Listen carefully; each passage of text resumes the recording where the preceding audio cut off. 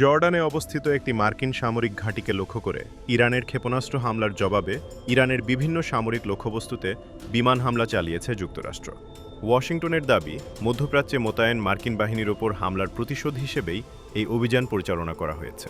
এর ফলে মধ্যপ্রাচ্যে চলমান উত্তেজনা আরও বেড়ে নতুন মাত্রা পেয়েছে। মার্কিন সেন্ট্রাল কমান্ড এক বিবৃতিতে জানায়, স্থানীয় সময় বুধবার রাত ৮টা থেকে অভিযান শুরু হয়। তাদের ভাষ্য অনুযায়ী যুক্তরাষ্ট্রের সেনাদের ওপর ইরানি হামলার জবাবে এই পদক্ষেপ নেওয়া হয়েছে। হামলার কয়েক ঘণ্টা আগে মার্কিন প্রেসিডেন্ট ডোনাল্ড ট্রাম্প ইরানের বিরুদ্ধে কঠোর ব্যবস্থা নেওয়ার ঘোষণা দেন। ফক্স নিউজকে দেওয়া এক সাক্ষাৎকারে তিনি বলেন, যুক্তরাষ্ট্র এবার শক্ত জবাব দেবে এবং ইরানকে এর জন্য বড় ধরনের মূল্য দিতে হবে। ট্রাম্পের দাবি, হামলার দায় স্বীকার করে ইরান কৌশলগত ভুল করেছে।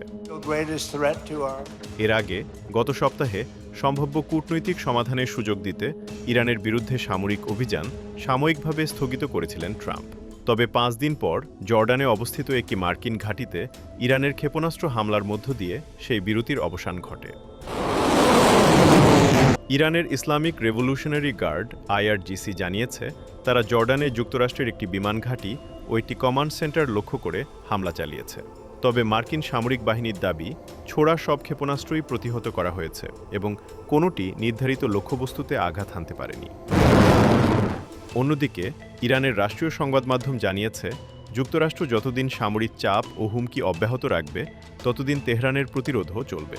একই সঙ্গে তারা মার্কিন কর্মকর্তাদের ইসলামী প্রজাতন্ত্রের বিরুদ্ধে উস্কানিমূলক বক্তব্য দেওয়া থেকে বিরত থাকার আহ্বান জানিয়েছে।